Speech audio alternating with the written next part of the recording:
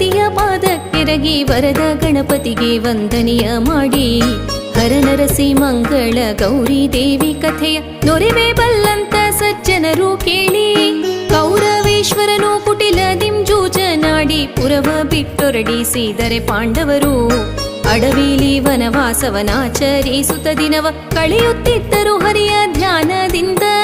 ಒಂದು ದಿನ ಹರಿಯು ಕಾಮ್ಯಕ್ಕೆ ವನಕ್ಕೆ ನಡೆತರಲು ಬಂದರೆದುರಿಗೆ ಧೌಮ್ಯ ಮುನಿ ಸಹಿತಲೇ ಬಂದು ಪಾಂಡವರು ಮುಯ್ಯಿಕ್ಕಿದರು ಹರಿಪಾದ ದ್ವಂದ್ವದಲ್ಲಿ ದ್ರೌಪದಿ ದೇವಿ ಸಹಿತ.